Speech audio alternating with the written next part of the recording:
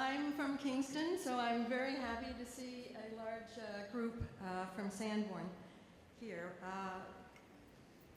And I'm here basically to thank Heather Saludo, thank all of you at Exeter High School for the warm welcome, and welcome you to this interscholastic conference, which is brought to you by the New Hampshire Humanities Council.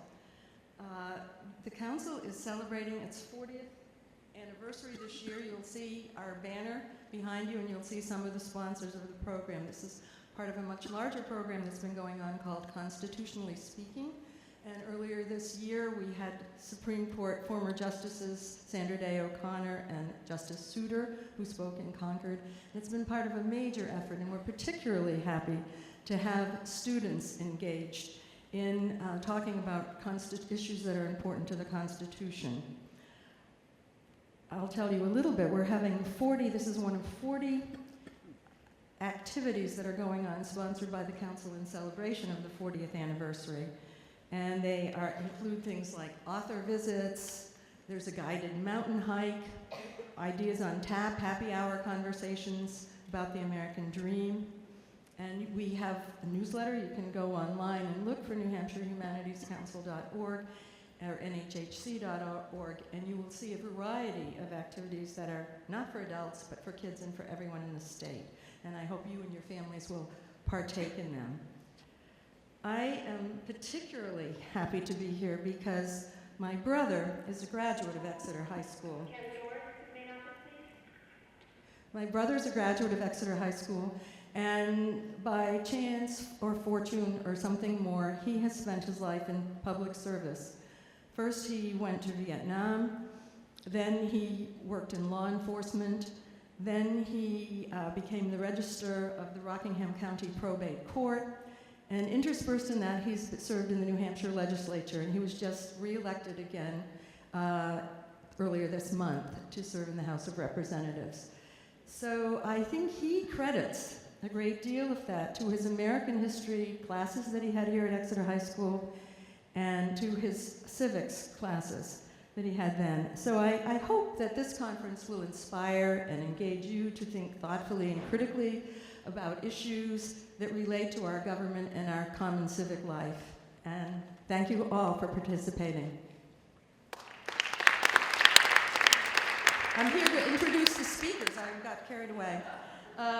Scott Smith, an associate professor of classics, arrived at UNH in 2000. Ever since has taught and advised thousands of students in Latin, Greek, classical civilization, and he won a university teaching award in 2005. His research interests cover a wide range of topics, including classical mythology, Roman history, ancient city of Rome, and he has several books to his credit. Most recently, something I'm sure will be of interest to you, an anthology of sources relating to ancient Rome, and that just came out this year. And we also have Nick Smith. I guess these are the Smith brothers. Is there any relation? None, they're not related. Nick Smith is Associate Professor of Philosophy at UNH, formerly a litigator and clerk of the U.S. Court of Appeals, specializing in philosophy of law, politics, and society. He's the author of I Was Wrong, The Meaning of Apologies and Justice Through Apologies, Remorse, Reform, and Punishment. It's a challenging title and challenging thought. He regularly appears in the media, including the Wall Street Journal, New York Times, Chronicle of Higher Education, The Guardian, UK, Fortune, NPR, CNN, and a variety of other radio and TV outlets. One of the things that the Humanities Council specializes in is bringing scholars and academics at colleges and universities who specialize in the topics that the citizens are engaged in to encounter them in all sorts of forums or fora. And so I think you'll enjoy very much working with them today. Thank you.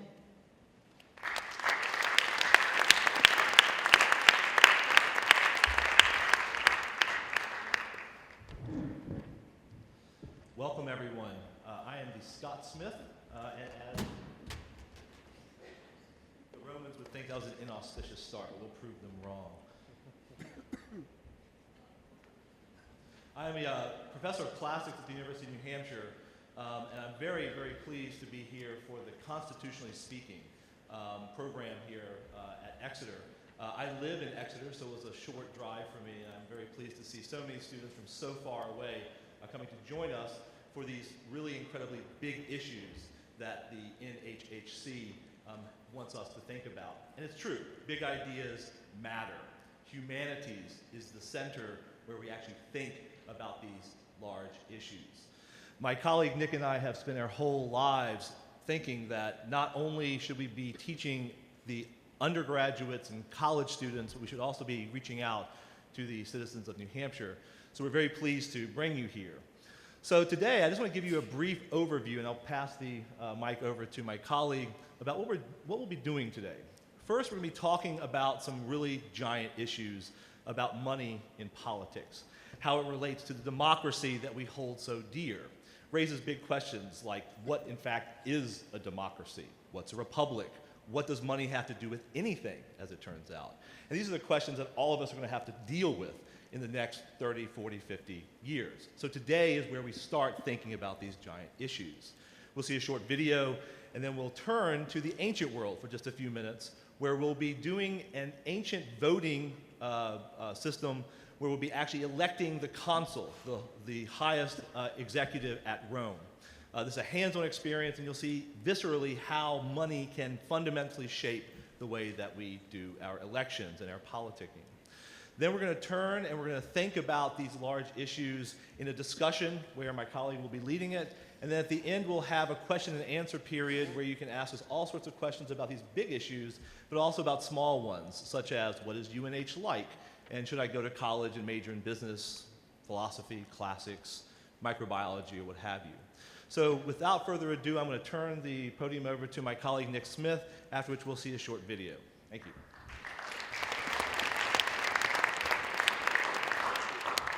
So I'm a real, live, living, professional philosopher. Right? Now, some people think philosophers, like, they existed thousands of years ago and now they're all dead. I'm a person. I used to be an attorney at one of the largest law firms in the world based in New York, making big New York attorney money. And now I'm a professional philosopher. And one of the reasons it's fun to come to high schools is because most high schools don't have a philosophy curriculum, right? It's like you have history and biology and chemistry and you have no idea really what philosophy is. You kind of know what the word is vaguely, but you've never studied it. And it is, when I was in high school, I kind of knew I liked big ideas and I liked to kind of think crazy thoughts, but I had no idea where was the appropriate place to do that and like not get in trouble for it, right? For asking the wrong weird questions like, what happens before the Big Bang and things like that. And my teachers would always be telling me, right, stop asking those like questions because right, there's just no place for that. When you come to college, you can do as much philosophy as you want. I got hooked on it, and being able to bring some of these questions to you all today is extremely gratifying because I know some of you will just find it an interesting day. Some of you will think, holy smokes, like people actually do this stuff all the time. And like, this is what college can be like, is asking like big, massive questions that I'm seriously interested in. It can be hugely fascinating, very engaging, disturbing, wild, crazy, right? Philosophy is really dynamic and powerful stuff. One thing that Scott and I do with high school students is we have a summer camp at UNH. And Scott, we have some slides, right? Yeah. We have a summer camp at UNH. We call it FLY, which is the Future Leaders Institute. And it's a week long. You come to UNH, you stay in the dorms for a week. Last year we had 20-ish students. And the theme last year was money, greed, and corruption, similar to themes we're talking about today. And the students last year, they came for a week. We, from all over the state, all over the region, lots of financial aid, right? A lot of students didn't have to pay anything. And you get to study philosophy and classics all week, right? What does corruption look like in the ancient world? How does it compare to corruption in the modern world? We talk about these issues, over, in canoes, swimming at the beach. Like, it's just a really fun, engaging time. This summer, we're doing a 2-week program. So some of the kids who participated last year are going to return. The first week will be a repeat of last year, money, greed, and corruption. The second week will be on money and politics, so precisely on the themes we're talking about today. You can come for both weeks if you're interested. But that kind of thing, to know those opportunities are out there and that when you go to college, you can major in things other than sort of the classes you've had in high school. I think for me was hugely revelatory and changed my life. And also to notice, we had one slide up that people wonder what philosophers and classicists, what do you actually do with your life? And one way people like to measure that is, parents always get freaked out when you tell them, I'm going to major in philosophy. And like, what are you going to play Frisbee for the rest of your life or something? Like, how's that going to be a real job? And it turns out that philosophy majors and classics majors, they make more money than almost all business majors. Like, we do very well as philosophy and classics majors because we can think, and we can read, and we can write, and we can communicate. And those skills are applicable everywhere, right? And especially in business. And learning those basic skills, I think, you can do it in a way that's hugely fun and interesting. So just thinking about philosophy and classics as an important part of your college education. We're going to start off today's program with a short video on the basic theme of money and politics, and in particular, on the recent-ish U.S. Supreme Court case of Citizens United. And after we watch the video, it's 8-ish minutes, Scott and I are going to break it down a little bit and take opposing views on whether the arguments in this video are right. So let it rip. We have the sound.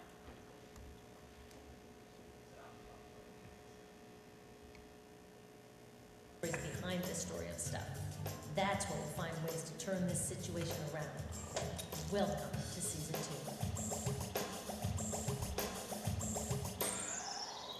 2. Bad for you, bad for America. He'll put us back on track. Hester ran our state into the ground.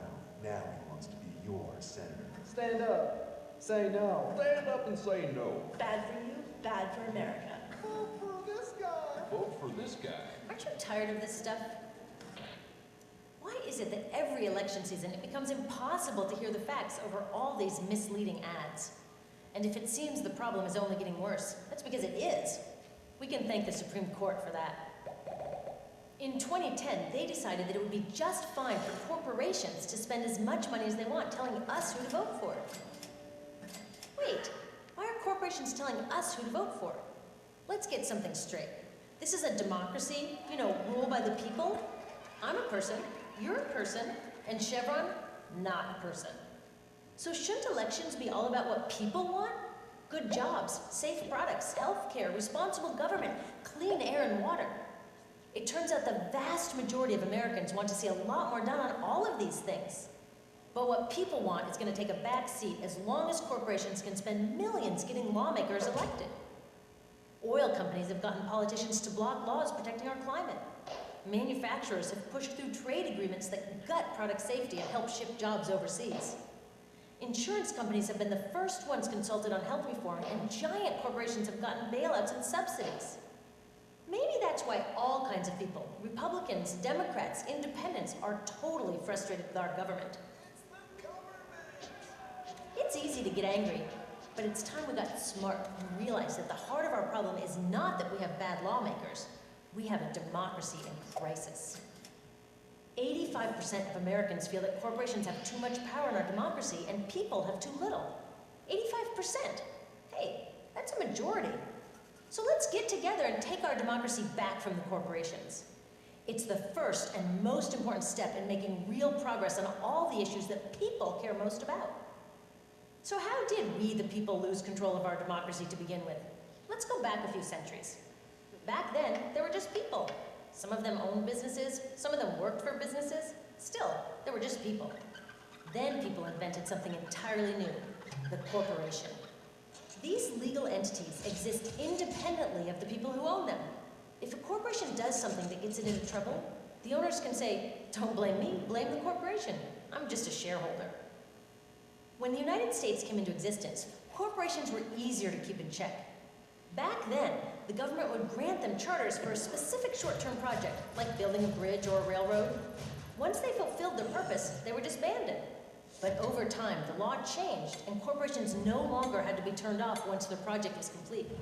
They began to live on indefinitely, with a much more general purpose, profit. And And that's how the modern corporation was born.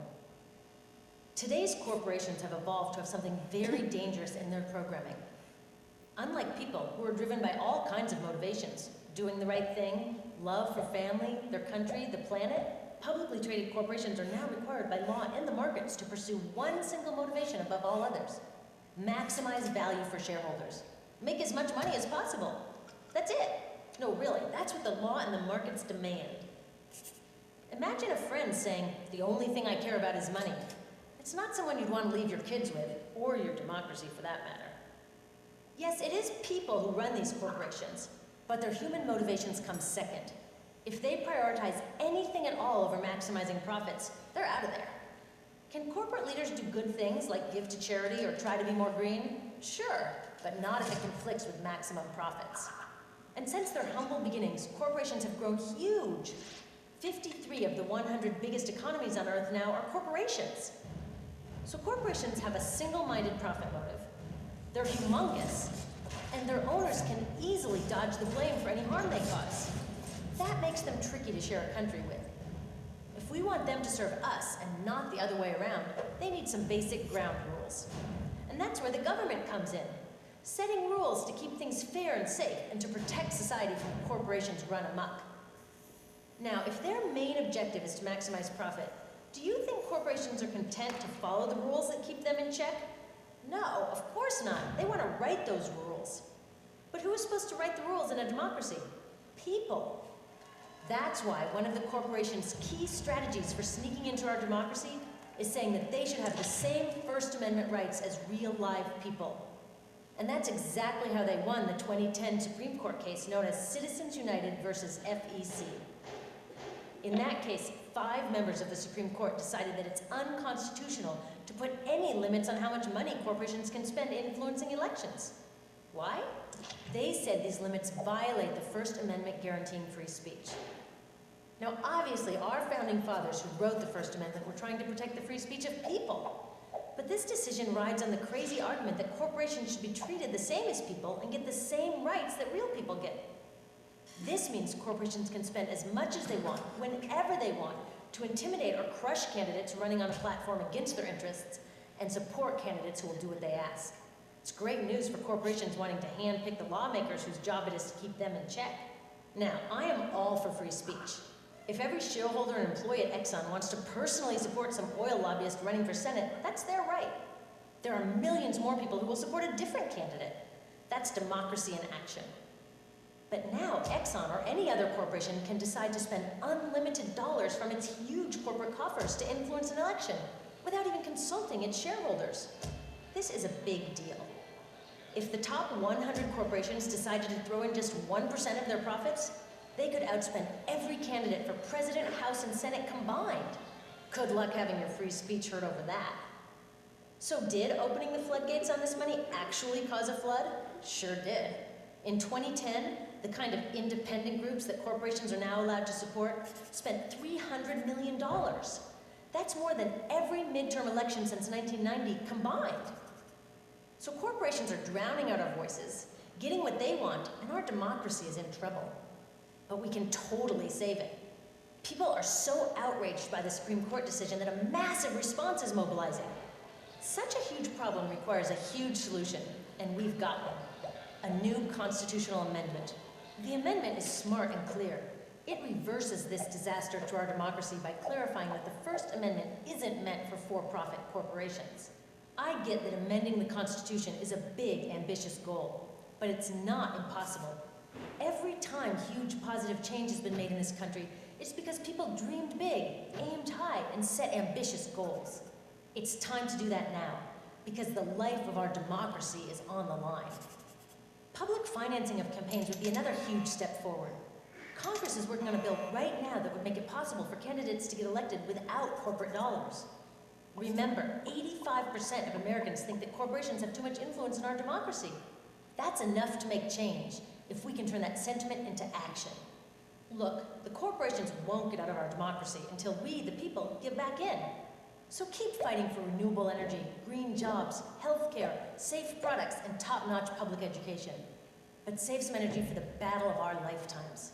A battle that can open the door to solving all of these things.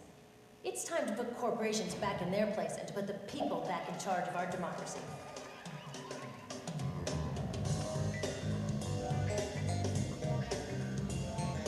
All right, so one of the stats cited in there was from the 2010 election, and the number they cited for amount spent, depending on how you counted on campaign financing, was 300 million, right? And we just came off an election cycle, 2014. Does anyone know how much was spent in 2014?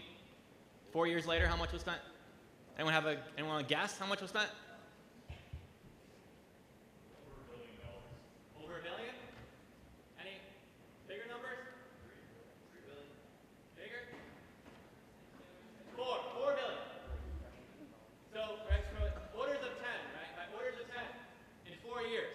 Right, so 4 billion was just spent in 2014. We can only imagine what's going to be spent, right, in 2016, 2018, right? We've got kind of an arms race of political spending because it seems like whoever is spending that money thinks it's money well spent. And the trajectory seems clear. So what we're going to have now is Scott is going to embody the persona of, introduce yourself. Thank you all. Hope you enjoyed that bit of socialist propaganda. I think some of you out here agree with me that there's nothing more incredibly disturbing than the idea that the government should even interfere with their lives in the least bit. How many of you agree with me? My name's David Koch. Thank you for having me today. I ran for the vice presidency on the Libertarian ticket back in 1980, and along with my brother, I am the second richest man in America, right here standing in front of you, talking about these big issues. I see you smiling right there. You agree with me, don't you? Yeah. Okay, so what are we talking about here, right? What we're talking about is the idea that the government, right, can actually determine what I can and can't spend, right? Do you agree with that? No. Thank you. I appreciate that.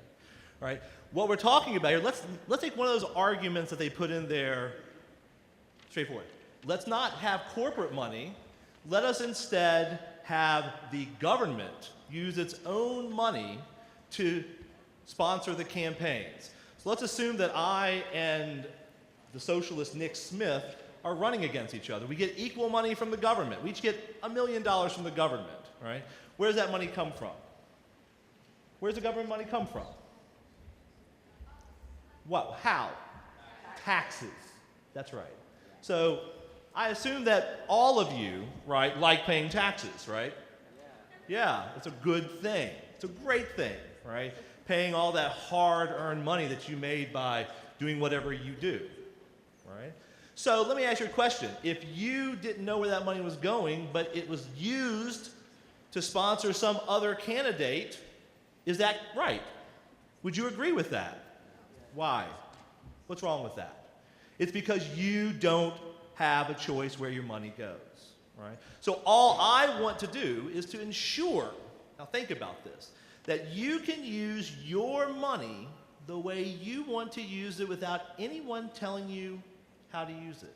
I want you to realize that you should be able to go to any source to get your information about what's right for a candidate, right? Why should the government tell me that I can't listen to Exxon? What if I like Exxon? I like Exxon. I had to drive a car, right?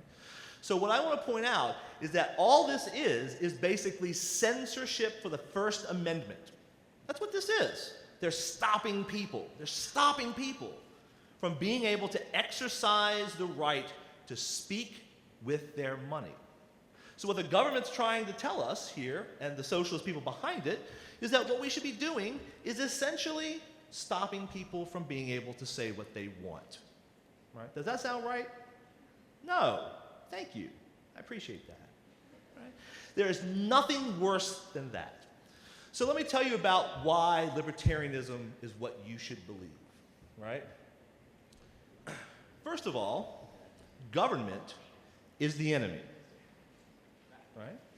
They take your money, they redistribute it wherever they want to, and you have no say over it. Right? It's a giant corporation in itself. Right? It does what it wants. It has a large police force. It has all kinds of social, right, services that it hands out to people. Right? You know, we believe instead that a person should be able to do whatever they want, and that the government's response should only be to protect that basic right. Right? So long as I don't harm someone else, I should be able to do what I want when I want to. So let's assume I have $1 billion, and I have actually $100 billion. Thank you very much. What if I want to spend all that on one giant pizza orgy? All right? Right? I should be able to do that. If I want to spend it all on a campaign person that I believe in, someone running for office, I should not be able to pay $10 billion to do that. The answer? I should. I should be able to do that. So the government needs to be small, right? That's what we believe in. We believe in a small government, a government that only protects that basic right, right? What we don't want the government to do is to meddle in markets, right? We don't want you guys to tell us, businessmen, what to do. We don't want regulation. We don't want to be overly taxed. We create the jobs, right? That's what we do. We create the jobs. So the more you put fetters on us, the more you tax us, the more you think about putting regulations on what we do, the fewer jobs we can actually give you, provide for you, right? We don't want any kind of oversight, all right? So what do I believe in? Let's go to this image for a second, right? Every person is an island, right? That's what libertarians believe, that we have our own island, that we can do whatever we want to anywhere. How many of you have seen Parks and Recreation? Yeah, one of my favorite shows, surprisingly. The reason why I like it is that there's a character in there, Ron Swanson, right? He has a fantastic mustache, one of the greatest reasons to watch the show to begin with. But he agrees with me, right, that I should have the control over my life, right? The current administration, right, the current administration of the United States thinks that it can run my life better than I can. Well, I say to him, I can run my life fine all by itself. Just don't put any shackles on me. All right? That's all the time I've been allotted, so I'm afraid I have to turn it over to someone who doesn't agree at all with me. So please give a round of applause for my foil. Thank you.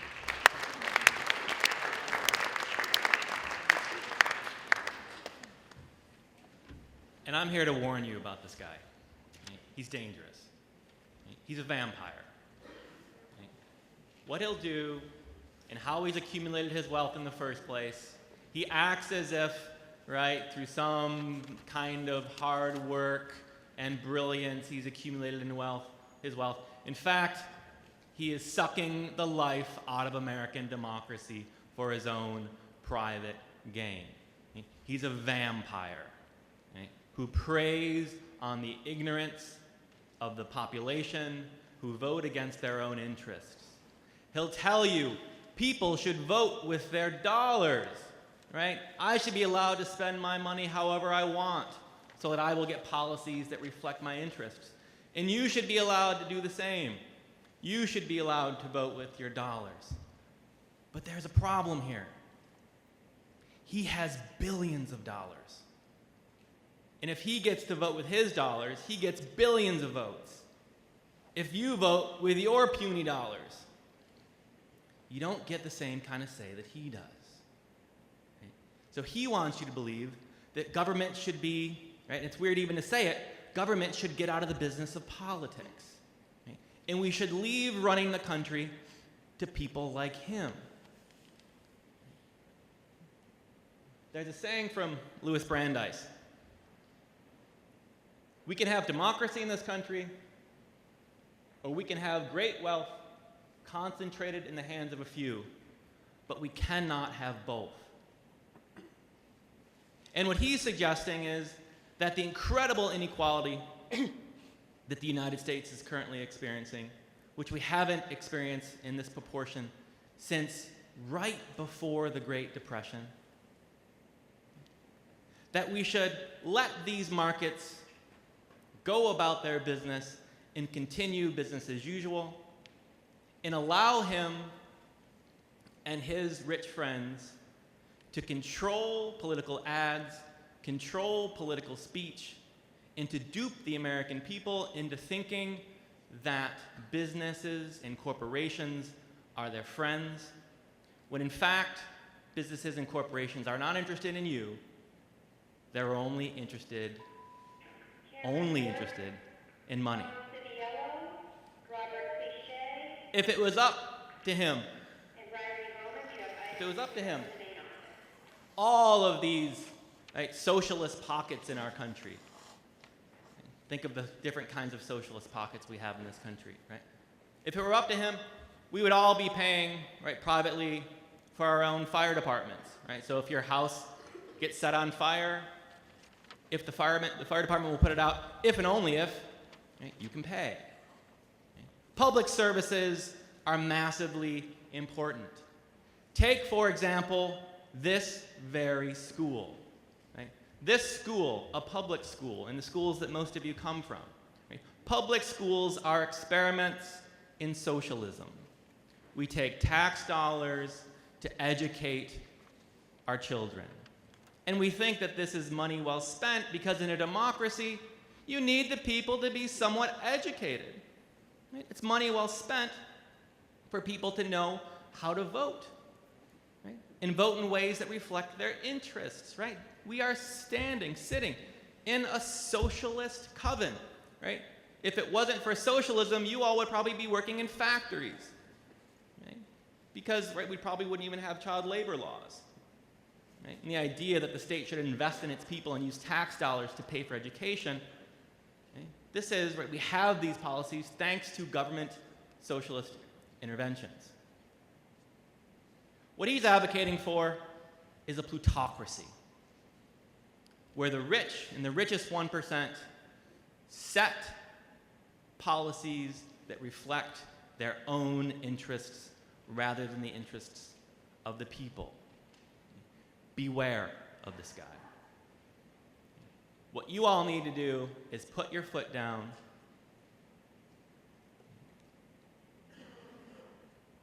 stem this massive tide of inequality, vote in ways that reflect the interests of the people rather than the interests of corporations. And we're going to now take a short poll. Take your smartphones out. Whoever's got a smartphone.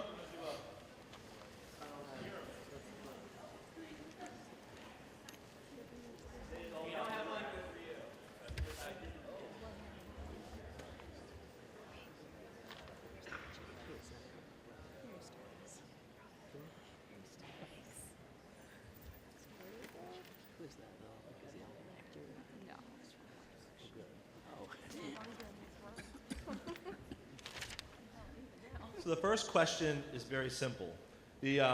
Just the place to go to on the website is govote.at. So govote.at, go vote at. Type in the code 875356, and you can vote. So in other words, the question here is very simple, right? Should, or how much should, the CEO of a company make more than the average worker? Right? We would think that someone who's in that position should make more money. Maybe you agree with that, maybe you don't. The question is maybe how much more. So if you guys want to go ahead and start voting, hopefully this will work. Oh, wow.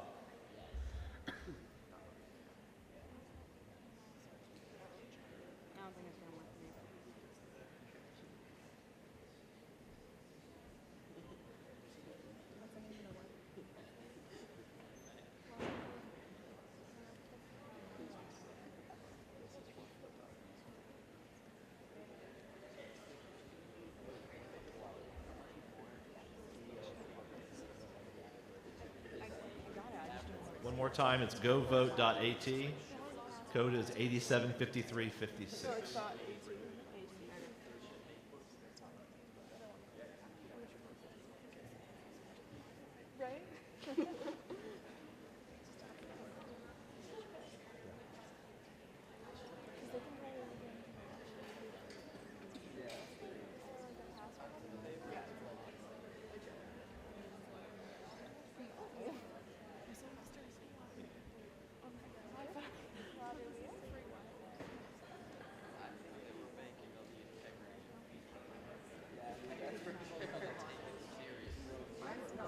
We'll close the voting in about 20 seconds, so last chance.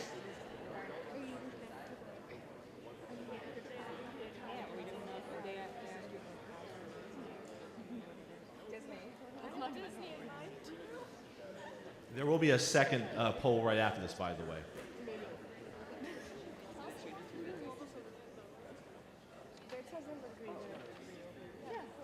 All right, so while those last votes are coming in, I just want to point out that the question we're asking here is a normative question, right? It's asking the question, what should be the case, right? It's a topic you'll meet in Dr. Smith's philosophy classes frequently. So the normative question is, how much should they actually make, right? And what we have here is a surprising range of suggestions. We have several that say, well, more than several, a majority, I believe, or close majority, says let the market decide. Does someone who voted that way want to give us their reasons? No one's winning? Yeah, go ahead. Sure, I'm sorry.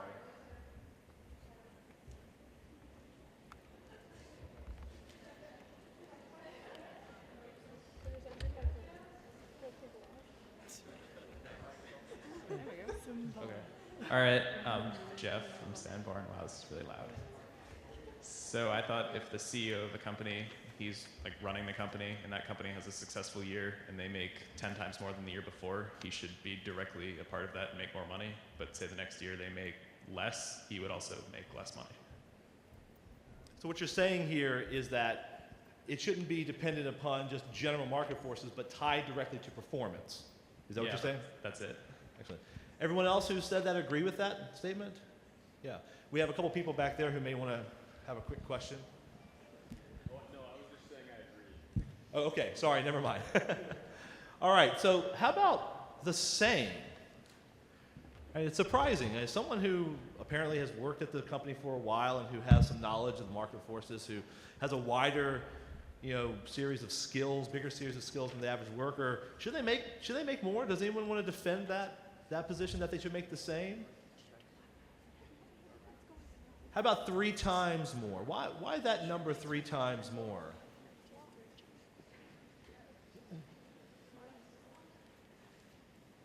No one?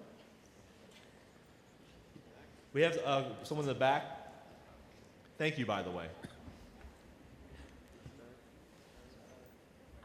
I just thought of it in terms of you're getting paid for doing 3 times more work, and could you really possibly do like 10 times or 30 times or like 330 times as much work as other people in your company are getting paid? Excellent point. So what you're saying is that if the average worker makes $50,000, the CEO should make $150,000. That's more than enough that someone needs. Is that roughly what you're saying?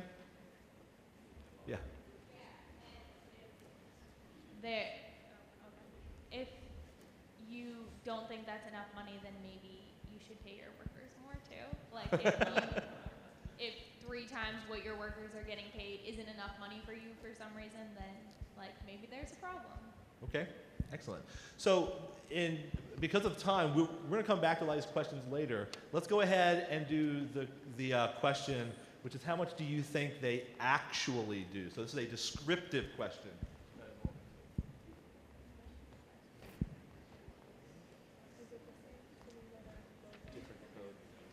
Right, and keep in mind this is the average worker, not the lowest paid worker, right? The average worker in a corporation. So from the cleaning services, right, compared with the chief executive.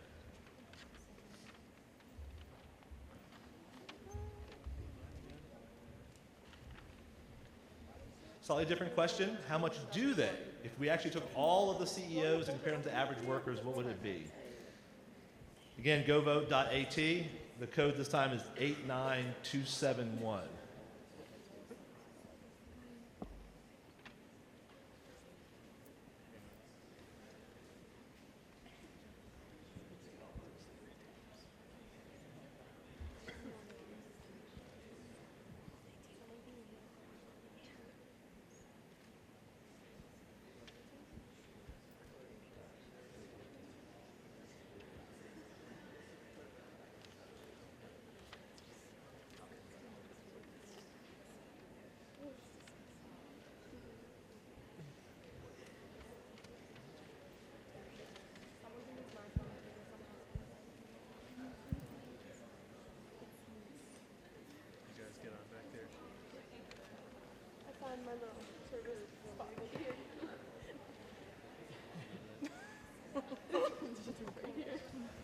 All right, I think we have a statistical group here.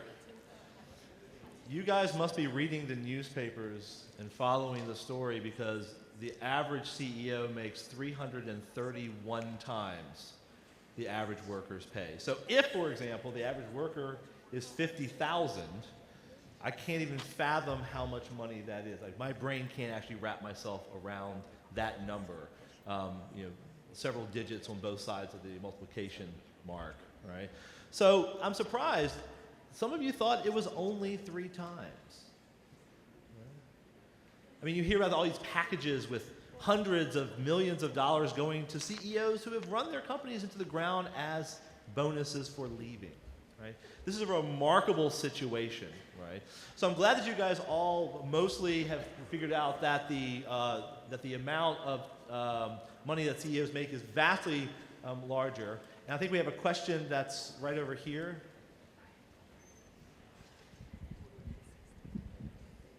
Which types of CEOs are we talking about? Because there's all different kinds of companies. Yeah, this is an aggregate of both the very, very, very large corporations, but also the smaller businesses. So any business that reports their CEO finances is actually included with these numbers. And you can have various, various subsegments. The majority of the larger ones, the larger businesses, that number is closer to the last one, so 450, when you talk about the Goldman Sachs and other large financial companies. Any other questions about this? Right back behind us? Great questions, by the way. Is the average worker defined as a minimum wage worker or somebody else? No, the average worker is key to the business itself. So if you have a business, you take all of the salaries from those workers, you pull them together and you average them. So an average worker at Walmart will be far less than, say, the average worker at Goldman Sachs or Bank of America. So what you'll have here is this is the ratio of workers to the CEOs. Another great question. Any other questions? Well, what we're going to do now is we're going to show a short video of about wealth inequality in America, because it has something to do with how we think about money in politics.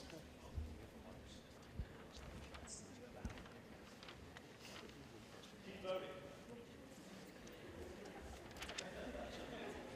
It's warm on the crowd. Can we get warm on the phone right now?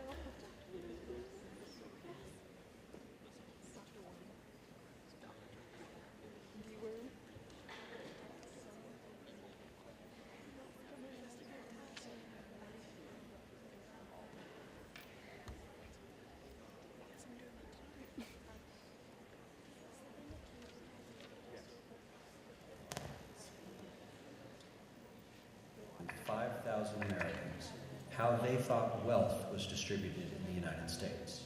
This is what they said they thought it was. Dividing the country into 5 rough groups of the top, bottom, and middle 3 20% groups, they asked people how they thought the wealth in this country was divided. Then he asked them what they thought was the ideal distribution. And 92%, that's at least 9 out of 10 of them, said it should be more like this. In other words, more equitable than they think it is. Now that fact is telling, admittedly, the notion that most Americans know that the system is already skewed unfairly. But what's most interesting to me is the reality compared to our perception. The ideal is as far removed from our perception of reality as the actual distribution is from what we think exists in this country. So ignore the ideal for a moment. Here's what we think it is again. And here is the actual distribution, shockingly skewed. Not only do the bottom 20% and the next 20%, the bottom 40% of Americans barely have any of the wealth. I mean, it's hard to even see them on the chart.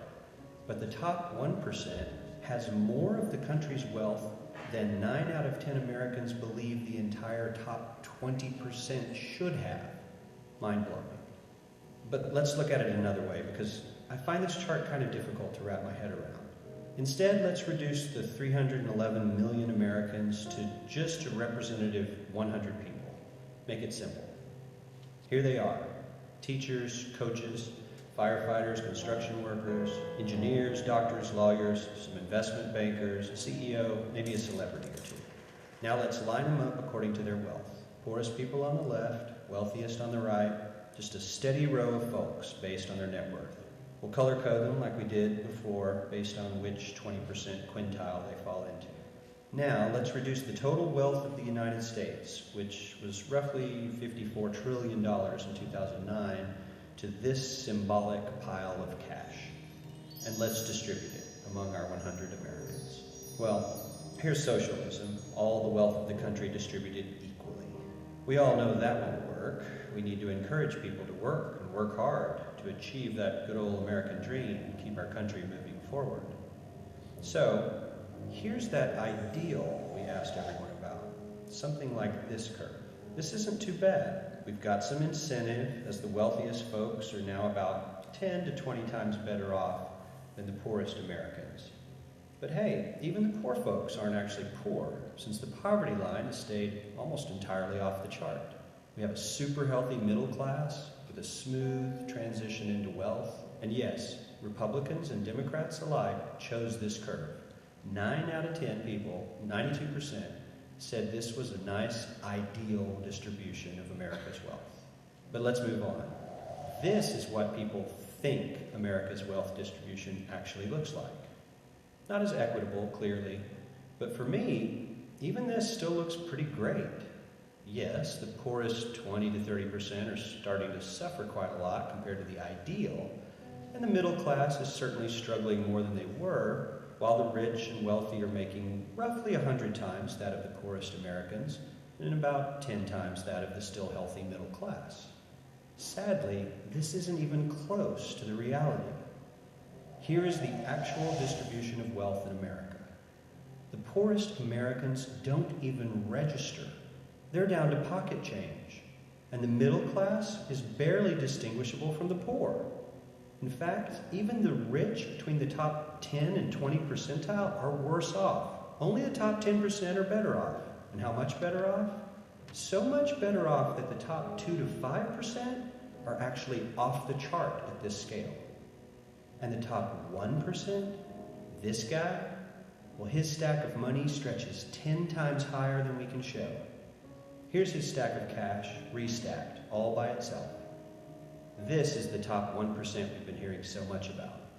So much green in his pockets that I have to give him a whole new column of his own because he won't fit on my chart. 1% of America has 40% of all the nation's wealth. The bottom 80%, 8 out of every 10 people, or 80 out of these 100, only has 7% between them. And this has only gotten worse in the last 20 to 30 years. While the richest 1% take home almost a quarter of the national income today, in 1976, they took home only 9%, meaning their share of income has nearly tripled in the last 30 years. The top 1% own half the country's stocks, bonds, and mutual funds. The bottom 50% of Americans own only 0.5% of these investments, which means they aren't investing. They're just scraping by. I'm sure many of these wealthy people have worked very hard for their money, but do you really believe that the CEO is working 380 times harder than his average employee? Not his lowest paid employee, not the janitor, but the average earner in his company. The average worker needs to work more than a month to earn what the CEO makes in 1 hour. We certainly don't have to go all the way to socialism to find something that is fair for hardworking Americans. We don't even have to achieve what most of us consider might be ideal. All we need to do is wake up and realize that the reality in this country is not at all what we think it is.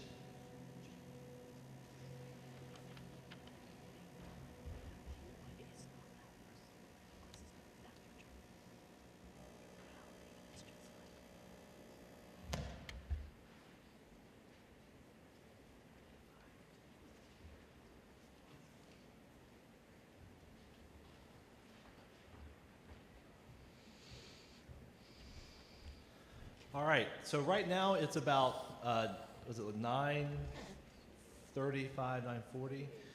I'm gonna get started on a hands-on project in about 10 minutes. And during that time period, we're going to give you a little bit of a break to take a breather and use the restroom.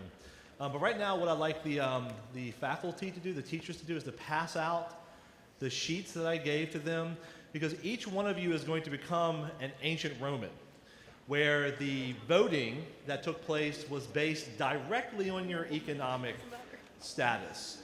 Does every teacher have the folder? So while they're distributing that, I kind of want to give you just a few minutes of background on the way that the ancient Romans were structured. Before I get into that, though, I just want to point out that the ancient Roman system of government, which is called a republic, is exactly the one that our founding fathers looked to when they were creating our system of government, including a Senate, including representative voting, etc. It wasn't the Athenian democracy in which everyone could vote directly on issues, right? The Roman Republic had a different way. That's who the founding fathers looked to. So when we think about this practice, we are actually taking kind of binoculars and looking back into our own past. Okay? How many of you here have studied Latin or studied the ancient world at all? Has anyone here studied that? A few of you have. So this is new for most of you. So when you look at the ancient Roman status and the way that they broke their government down, we see that there are several strata. Right? At the top, you have a senatorial class. Right? These are the people from a very, very select few families that were always in the public eye. They held all the public offices. They ran the legislative body, which is called the Senate, which gave us our idea of the word Senate. The word Senate, for those of you who don't know the origin, comes from the Latin word for old person. And at the beginning of time, they thought that the elders were the wisest, and they were the ones who would form this body around the king. They call these patricians. These are the people whose fathers, the Latin word for father is pater, whose fathers were the original Senate. And they were wealthy, they were well educated, and they had access to public office and the priesthood.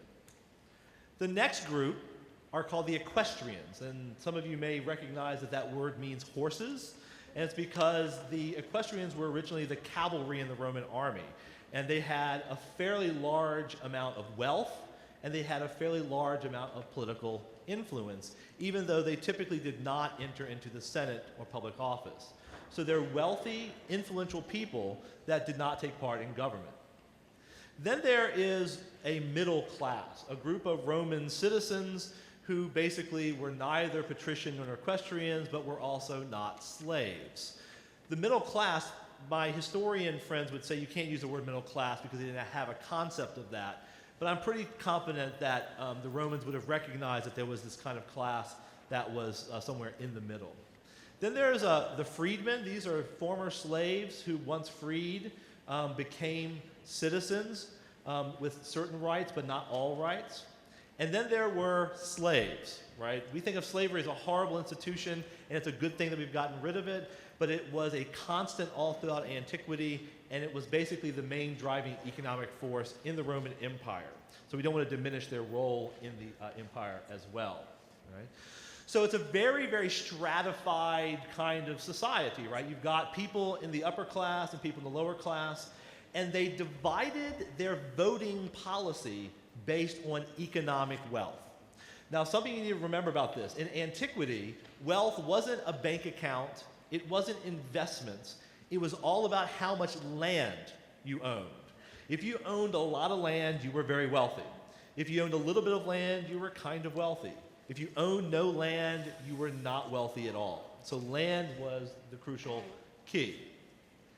Now, the Roman government, in a nutshell, is broken down into three parts. There's the Senate, a body of between 100 and 600 members who were basically the legislative branch. They made laws, they did other sorts of things that our Senate does as well. There's the people who vote people in. So they voted people into office. It wasn't a dictatorship like we see on the TV series Rome and all these other movies today. And then there was an executive branch. These are the magistrates, the public officials who basically did stuff. And every aristocratic male was expected to become a quaestor, which was basically a treasury agent, a praetor, a judge, and then finally, and this is what we're going to be doing today, is become consul. Consul was the chief magistrate.